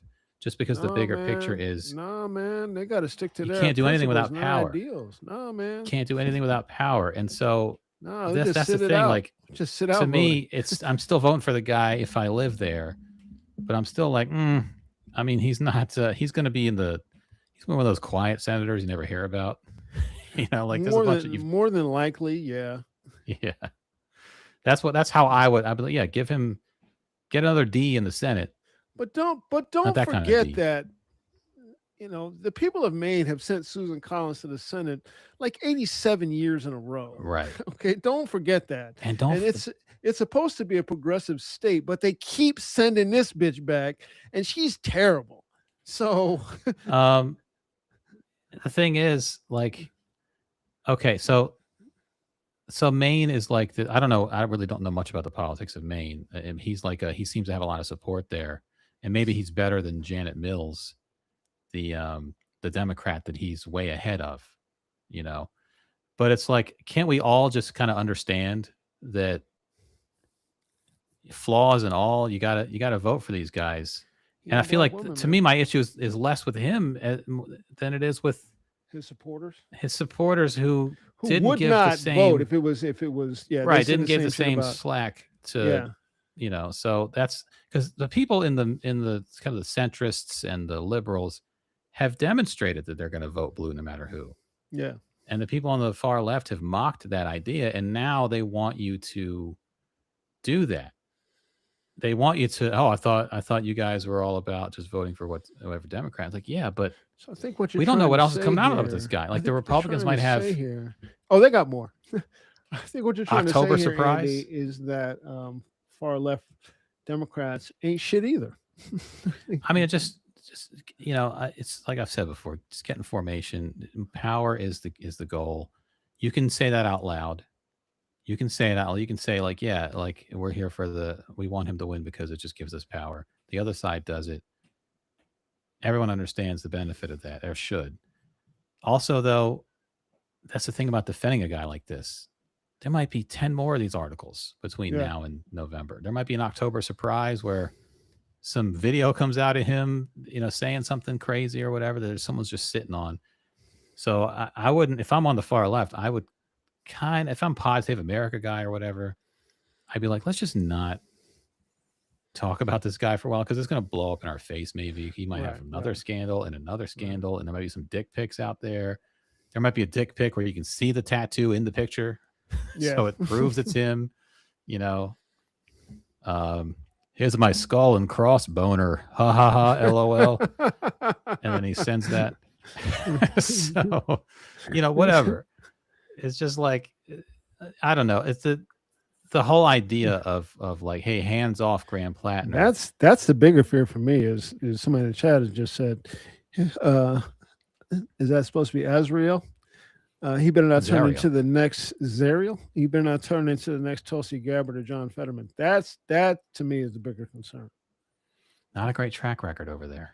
Yeah, that's the bigger concern. Don't forget the other one from Arizona. That broad. Kirsten Sinema. Yeah. Don't forget that one. Yeah. The reason this guy's getting so much press is because people think it's winnable. Right. Same reason people are paying so much attention to Tallarico, because they think it's actually a flippable seat. If it was one of those foregone conclusions, you wouldn't really hear about the main race, or people wouldn't throw millions into it to try to get. I don't know why it's a foregone conclusion when they've sent Susan Collins, Susan fucking Collins, where they've sent her to the fucking Senate 175 years in a row. I don't know why people just think, I mean, we can take it. I'm like, what makes you think that? They've got some polling. And I think they had similar polling in 2020, and they threw a ton of money at that race to beat Susan Collins. And what was the result of that again? I'm sorry, that slips my mind. I think she won pretty handily. Oh, that's right. Yeah. But every election, polling said, and she won. Every election cycle, there's a couple like high-profile Senate races because it's like, oh, this one's actually competitive. This one might flip. Yeah. The one JD Vance won. Could have gone the other way. It was close. So and then all the money gets poured into that race, and there's commercials all over the place for that. This is turning into that. So he's got this big spotlight on him, and he might not really be cut out for that kind of spotlight. Who knows? It's just, the way like when the Nazi tattoo came out, everybody was like, he didn't know. You can't judge him. And That then now was it's the like moment maybe to he did jump know. off. That was the moment to jump off. A Yeah. Nazi tattoo, jump right off. That's the moment to jump off. Yeah. Hey man, you got a Nazi tattoo. Yeah. What the fuck is that? You got to get off there. You got to get off that train. Right. And Trey is saying they keep sending her, I believe, Maine voters. Yeah, I just think that every election there's internal polling where they say, where are we going to allocate our money? Which seats can we flip? And for whatever reason, they think Maine is a flippable seat. They thought that 6 years ago too. I think that's hope ahead of what we know. 6 years ago, it was Susan Collins won 51% to 42% of the vote. I guess there were some people who voted for a third party or something. It wasn't that close. So here's one that kind of runs in the vein of that. Somebody just sent me a text about this Asian man who was telling black people dares black people to boycott Asian businesses. Y'all might have seen the thing on out on Instagram. yeah, Trey, I agree. Hopefully it's true. I don't know. Was that? Trey said, I hope it's true that this is a flippable seat. I mean, you hope, but they say it every time. It seems like it should be flippable because she's atrocious. So with her little shaky ass voice and her I don't know anything, or he looked me in the face, all that kind of bullshit. And then she just votes with Trump anyway. Yeah. I mean, you think they keep sending her back. So like, particularly for a state that's supposed to be a blue state, it's a blue state. Well, then why do they keep sending that bitch back? Yeah, I don't know how blue they are. If you believe their voting records, they're not. Not when it comes to the Senate seat, they're not. This Asian man, we need to probably wrap up. We'll wrap up on this. This Asian man was saying that the scuttlebutt going around that people are saying that black folks should boycott Asian businesses, Asian-owned businesses. What y'all think? Anybody in the chat? What y'all think? Boycotted businesses. I'm just gonna be honest with y'all. Some businesses, it is very easy for me to just be like, I'm not talking with them. I don't eat KFC.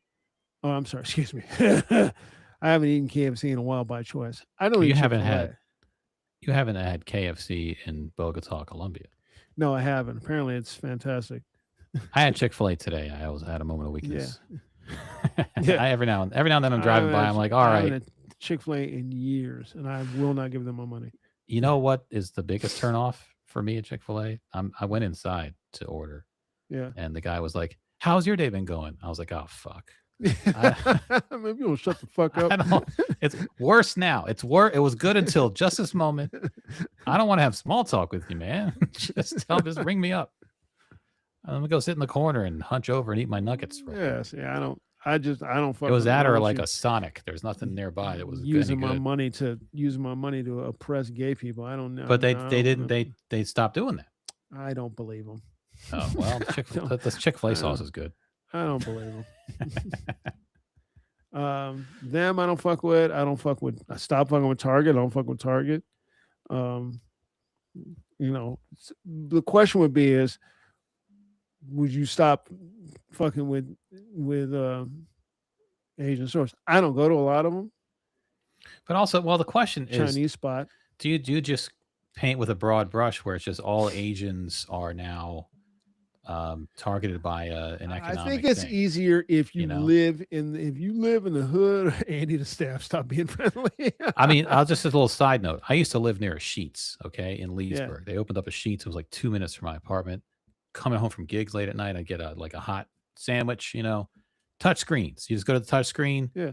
Punch in your order. They give you number 17. You go get your order. You pay for it. I went in there so much they started getting to know me. And they started like talking to me. Yeah. I was like, fuck, I can't come to Sheetz anymore. Like my favorite part of Sheetz was the no talking part. The anonymity. You just go punch in your order. You don't no one even takes your order. You just punch it in. He goes and he comes to the parking lot. Hey, it's that guy again. Yeah. Hey, how you doing tonight? How's it going? Oh Yeah. fuck. So, yeah, stop. It's not even being friendly. I don't want them to be friendly or unfriendly. I want them to just be neutral. And sometimes you just don't want to have a conversation, small talk, especially. I'm better about it these days. That was 25, 30 years ago. Yeah. Now I'll have a little small talk. I'll chit chat with the cashier or whatever. When I was a cashier, I didn't want people chit chat with me either. You know, Yeah, like asking me yeah. how my day is going. You and were stuff. in the wrong job. You were in the wrong job. Yeah, but that's. I mean, don't put that client kid on the register today. Put him in the back. That's where he wants to be anyway. can I help you? How can I help you? I waited tables at Pizza Hut for 6 months because I had too many tickets on my license. Yeah. If you have too many tickets, you have to wait for an old one to fall off before Right. you're eligible to drive. So I got a ticket and I couldn't. And I used to always say, if you want your food quick, if you want your refill, if you want someone right on time with your refills, I'm your guy. But if you want me to hang out, kneel down at your table, have a conversation, bring your kid some crayons, you're gonna hate my service, you know. But if you want the food quick, as quick as I can get it to you, if you want some extra breadsticks while you're waiting, because I'm gonna hook you up because it's taking too long, refills, all that shit, I'm gonna be in it. I'm dominating. TPS has your biography title in the chat right there. Butters, perfect. the unfriendly. The unfriendly. So what do y'all think? I mean, it seems to be the only way, really. Economic boycotts are really the only weapon that the black community has that can be wielded effectively. We've shown this repeatedly that it can be wielded effectively. But I don't understand, like, who, like, just any Asian person? I believe so. Yeah, just as I don't like a that. collective. I don't really like that. Well, you're not black. I'm half Asian. Technically, we've been over this. I think they're looking at. We looked at a map earlier. I think they're looking at, like Chinese, Korean, maybe Japanese too. But I don't know if there's a lot of interaction with Japanese. I know there's a lot of interaction with Chinese and Korean. I don't know so much about Japanese. I just think this is ripe for abuse. You know. Well, of course it is. It's too vague and too broad to just say boycott an Asian business. I think it's feeling to me like corner stores, nail salons, Chinese takeout. I think it's feeling to me like that. Right, but okay, what's the goal of the boycott? Because boycotts have to have a goal, right? There is no goal. This is just quit fucking with these people. That's the goal. There is no let's get something good. The goal is simply don't fuck with them anymore. That's the goal. Don't give them your money. Don't do nothing. Also, on the heels of it was Asian people who allowed themselves to be weaponized against affirmative action, specifically to harm black people. And it ended up fucking everybody, by the way, because the largest recipient of affirmative action is white women. They're the largest recipients of affirmative action in schooling and places like that. And then they also benefited from it. Right. And to me, it's their like numbers immediately dropped. So a couple Asian people get roped into a lawsuit. Is that a reflection of all Asian people's feelings on affirmative action? I can only tell you that in every interaction I've had with large groups of Asian people, they don't like us. That's all I can tell you. Now, that's anecdotal, but everybody black I know pretty much has the same story. And if you talk to Asian people candidly, they will tell you that they're told not to like us. Their parents don't. We're criminals. We're the bottom. We're the bottom of the barrel. So we are not to be trusted. We are not to be liked. That's the story. No different than any other group looks towards black people in this country. Any other incoming group coming into this country looks towards black people, including other African nations and Caribbean nations coming here. Now, I think if anybody in the chat, if you want to tell me that I'm wrong about that, go ahead. Let me hear it. But Zariel just said, I think more along this line. Only if the boycott's specific stores run by racists. I mean, yeah, I don't disagree with that, but that's why I said you can paint with a broad brush and Mhm. include people who basically are allies. I mean, you can include any number of having said people. that, it doesn't seem like we have many allies within that particular group. It doesn't seem like it. You're always going to find some, but if we're being honest, we don't have a huge amount of allies within any group. If we're being honest about groups, take TPS. I ain't got time to sort them all out. Who is or isn't racist? When the whole group has this documented history. I mean, they love to tell us, and I say they, and I'm using the royal they, like the royal we. Love to tell us that we don't work as hard as they do, or they come here and they work harder than us, and we just need to get our shit together. They love to mock us and extol us to just, you guys just need to be better. They do the same shit. They do the same shit. So do the Indian population. Speaking of another Asian population.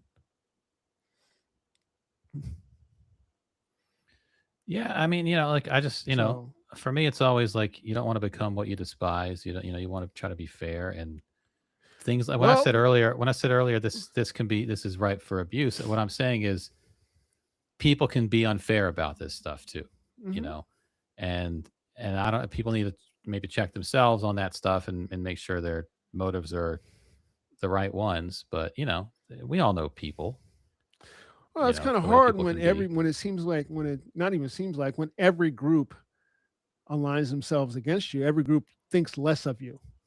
Every group, every group, including some within your own group, think less of you.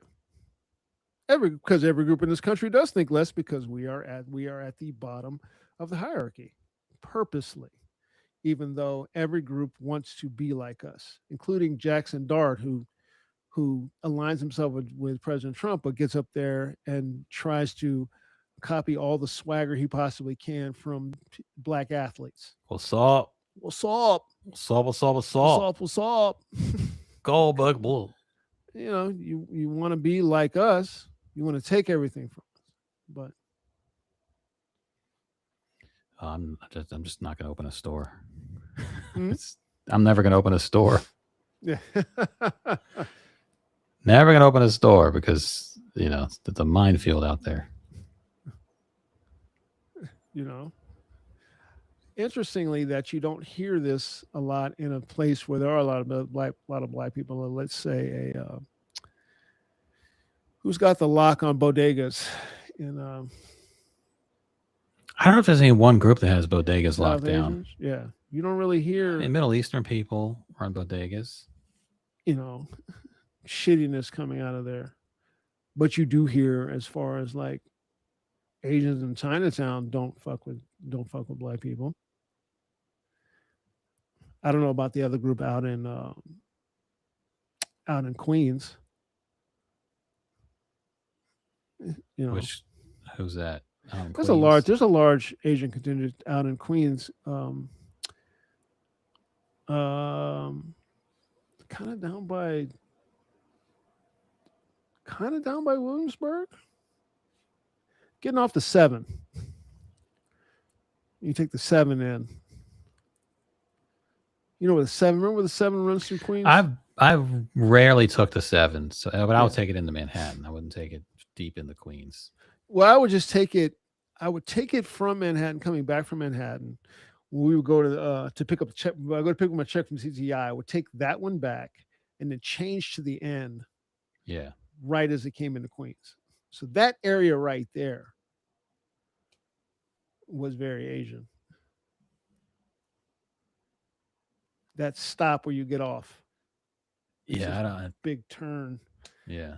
And then you get off kind of right there. I remember when one time my parents came, we put them up in a hotel over there.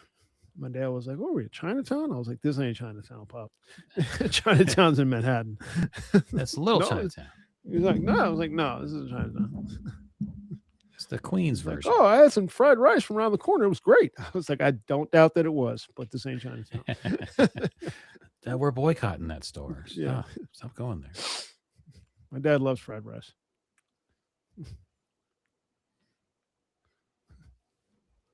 Yeah, I feel like for me it has to be more focused boycott. That's all. You know, it's and with a goal in mind too. Well, I don't know what would the goal be. Act right. Well, I mean, how? Don't- But that's the thing. Don't chase What would a it young be? black man 130 yards and shoot him in the back. Collective punishment then. You know. So it becomes collective punishment, right? So that's where it's like, you know, I wouldn't want that done to me or people like me. I kind of feel Yeah, but they're already doing it to us. right. So, but that Collectively, everybody does it to us collectively. I get that. I'm just saying And that does that's that mean the thing. you engage in the same back? You know, like does it turn you into what you don't want to be? Would it be bad to blame us for that? I'm not blaming anyone. If you're You going know, anecdotal, I'm going anecdotal. You Yeah. know, it's just how I feel, and I wouldn't feel comfortable doing that. No, That's I my get- point. You know, I like know, I like get if I say I wouldn't open a store then, because that's anecdotally, I wouldn't want to deal with people making assumptions about me, and if someone who's like me does something, I get punished for that. Like, you know, it all becomes like this. Just one person feels this way and one person feels that way, and it's anecdotal, and it can. That's where I say it can get out of control. You know, that's why I would like to see more focus, but I don't know how you focus it. I don't know, like, what is it, case by case, store by store? I don't know.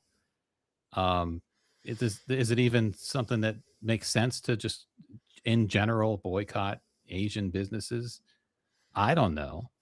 I know people are trying to figure that out, but I don't think I have an answer for that. I don't have an answer either. That's why I asked the question. And I think that's why the question's been talked about. I don't know. The TPS I said you've do never know. been in an elder's house and all the kids get in trouble over one kid's behavior. Yes, and I say that's not fair. Like, I don't say I'm going to do that when I get a chance. You know what I mean? Like, that's where I'm coming from with it. So I that's agree all. with TPS and the being black in these spaces. Being black in those spaces sucks. It Right. sucks so bad because there's nothing you can do. And by the way, people don't believe you. They don't believe you when you say that, or they tell you that, well, you must have done something, or well, if other black people wouldn't do it, then you're supposed to just accept the fact that, well, somebody black did something to them, so you should be understanding. You're just supposed to accept that fact, as if that's a fact that I'm just supposed to know. What you say? Everybody go to bed. TPS said it is fair because it forces I've the heard other that kids. I've heard that once get or the other twice. kid in You line. ever have to go to bed at 2:30 in the afternoon as a group? 2:30 after the streetlights aren't even on. All y'all go to bed. I was a good kid. I never had to go to bed at 2:30 in the afternoon. I never got in trouble. All y'all lay down, and you better not be in here playing. You know, I agree with Zariel, but I don't know what the boycott would need to have clear goals in mind. I don't know what the goals would be other than don't fuck with them. Just don't stop fucking with them. That would be the goal. Just stop fucking with them, because there is no ask. You know, that there's no ask other than just we're not fucking with these people no more. And that would be the only thing. It's not like Target where you could ask for specific things, although I don't know what the fuck Jamal Bryant was asking for, but there were specific things you could ask. Yeah, he had a checklist. There was a couple things that he got. Got none of it. A couple things still working on. It was like we're not there yet on a certain know. couple things. With the Papa John's boycott, there were specific things like, you know, they got him out the paint, didn't they? Yeah, John. I had a bit about that. He's just John now. Yeah, they got him out the paint. They took away his whole company. He showed up on Fox News. Yeah. He just embraced what he is. And I mean, you knew he was a piece of shit when he said he didn't want to provide health care for his employees. Like, I'll have to put the price onto my consumers. You mean the extra dime? I'll pay it. I'll pay it. I'll pay it. It's going to cost you more. Yeah, well, a nerd crunched the numbers for us. Thank God for them, for the nerds out there. Crunch the numbers. It's a dime, fam. If you believe the nerd, I how do you believe know? I believe number crunching nerds. I'm sorry. He might be a fake nerd. I'm going to believe him all every day. He might be a fraudulent nerd. And I am on record as saying, I don't give a fuck if it's $1 or $10. If it means that the guy behind the counter doesn't have fucking boils on his face while he's making my pizza, yeah, I'll pay it. Need you back in the back coughing on my shit? I don't need that. Oh, self-interest. See, it's you're goddamn right. I'll fucking pay it. Pizza is a frill. Okay. Make your own. Just go buy some ingredients. It's not a staple. Make your own pizza. Better ingredients. The only pizza that is a staple that could possibly be thought of as a staple is a 7-Eleven pizza. And if it's a staple, you know where you are in your life. And you got to get that 7-Eleven pizza. When they first started selling pizza, I was excited about that. Like a little slice at 7-Eleven. Every now and then you get a fresh one, but a lot of the time it's just like cardboard. It's been sitting there for 7-8 hours.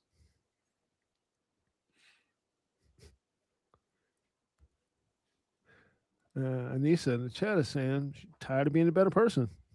And people still get messed over. Well, try to remember the moral arc of the universe bends towards justice. Well, yeah, or just doesn't it? You know, it's you don't want to be turned into something that you don't want to be. That's all. You know, I think there are a lot of people. Well, broadly speaking, not even just about this issue. I think there are a lot of people who are looking for permission to be bad to other people, and that happens a lot. And you know, it's not my sense of fairness, which is extreme. It's to the extreme. If you listen to this podcast, you know I'm always looking for like, well, wait a minute, hold on. You know, like that's just who I am. You know, this I it's just ingrained in me. It's not conditional. It's just the way I am. On a case by case basis, or broadly speaking, I'm always thinking about wait, is it fair? Who is it unfair to? Is it this or that? I'm always thinking that way, to a fault sometimes, by my own admission, but that's where I come from. But you know, I do think I'm not talking about this issue, but I do think there are a lot of people who are sort of looking for reasons to be shitty to other people. I kind of pick up on that. I don't think about. I'm not talking about this situation though. I'm just talking. I don't believe that is in the nature of black people. The nature of black people in this country, I don't believe that is within them as a group. I don't believe that. Right. I'm not. Black people in this country have never shown an inclination to once they get into power to be shitty towards other groups. They've never shown an inclination to do that. If anything, black people have gone the other way, sometimes to a fault, in my opinion. And I kind of agree with TPS. We're reacting to them. Right. At some point, you react to them. And again, still in all, reacting to them, I don't think as a group we've ever gone as low as any other group towards us. Right. I mean, never. I've just never seen that. Yeah, organized boycott is different than I'm just not going to fuck with them. You know, that's a different thing to me. Organized boycott is like there's a goal. We have this in mind. We want to accomplish this. That's different, and that's what I'm like. Okay, so then was it any Asian business? Is it the dry cleaner too? Is it this person? Is it that person? Is it this nationality or that nationality? Is it all the above? You know, that's where I'm like, it can get a little out of hand going that way with it. I'm like, if you don't want to give somebody your money, then don't give them your money. Right. Don't give them your money. If you don't want to give it to them, don't give it to them. I'm not saying anyone has to go spend money in an Asian-owned He's store. like, I'm not giving my money there anymore. Just Right. because I don't know how I'm going to be treated when I walk through the door. Black people don't have an expectation of being treated right when you walk through a door. We just don't. We want to be treated right. We don't have the expectation of being treated right. Every other group does, pretty much, except maybe for Hispanics, maybe. But even then, they don't think the way we think about it. The expectations going through the door are not positive.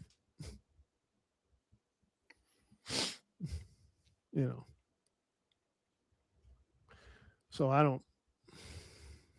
If you don't want to spend your money with it there, don't spend your money there.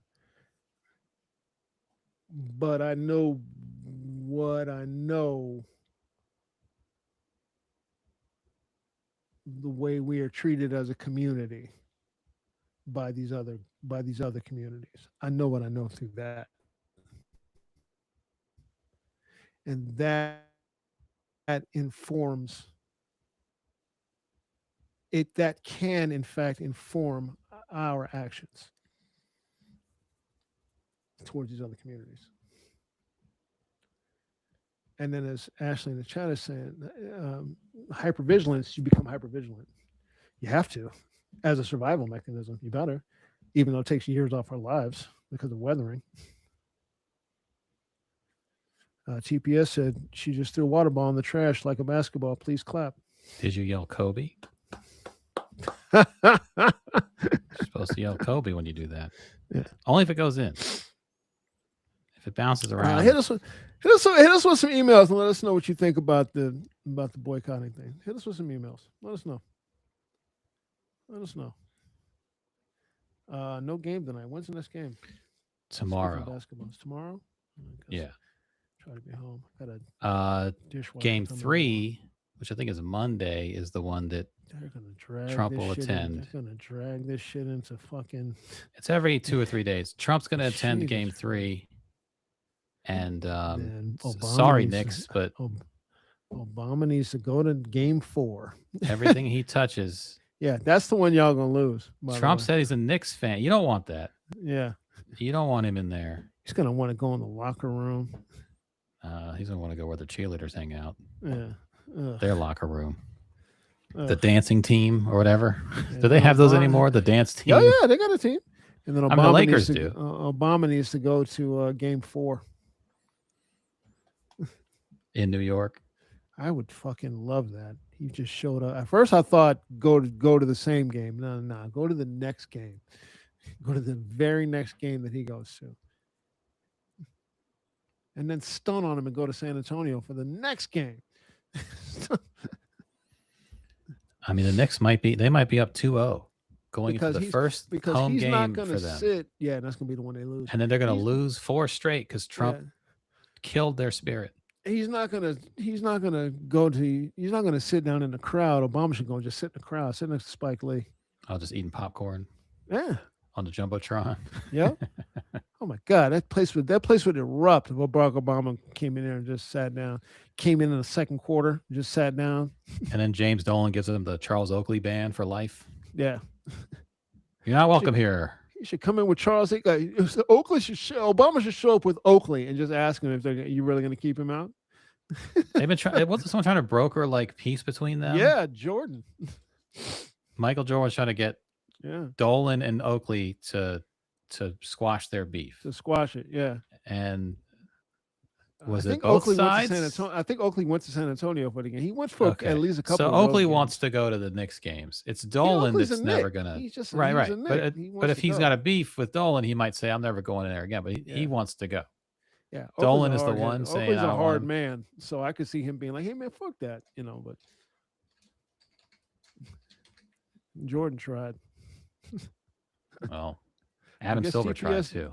I guess TPS did say a Kobe. Yeah, he's a piece of shit. That's why Obama should go and just ghost. Obama should go take Oakley with him and just ghost Dolan. And Obama should take Oakley and just dare him to say that Obama can't take Oakley into the stadium with him. Right. Adam Silver says both he and Michael Jordan tried their best to broker peace between Charles Oakley and James Dolan, but neither was successful.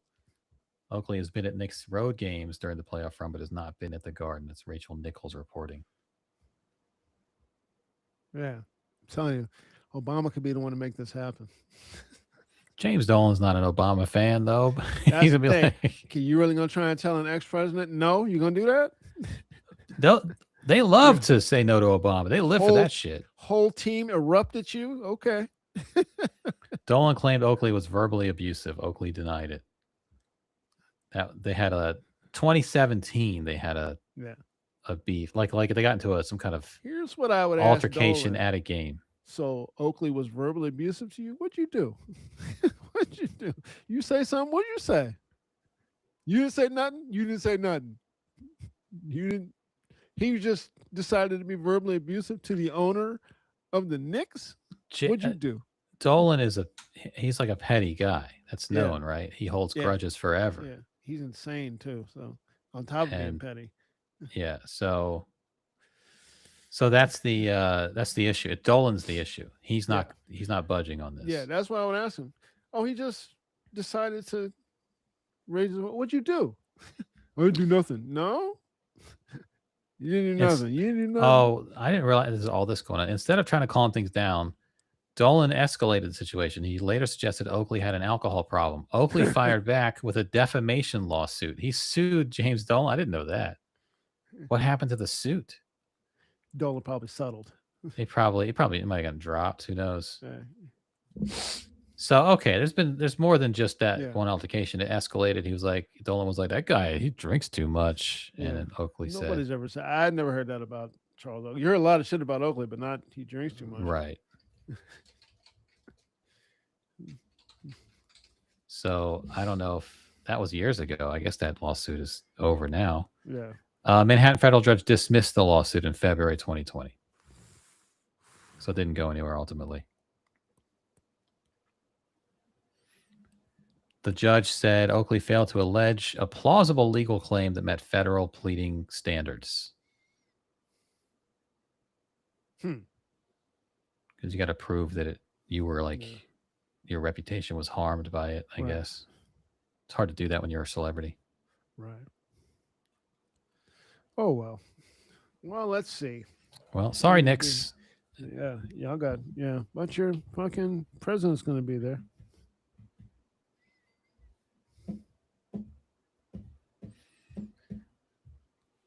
Interesting comment for you in the chat, Andy. Thank you guys for coming in, y'all. We appreciate y'all. Like I said, I'm this way maybe to a fault, but this is just how I'm wired. So, I mean, LeBron caught a lot of heat for talking about Memphis. I was like, hey, I might be unfair to LeBron. You know what I mean? Like, it shouldn't be knives out for LeBron. Like, Mike, we are wrapping up. No. All the time. We're wrapping up. No. So whether you like it or not, that's who I am. Mike B's in the car. We were literally wrapping it up. We're wrapping up. We can't even see you anyway. It's dark. It's dark in the car. Can't see you. Hey guys.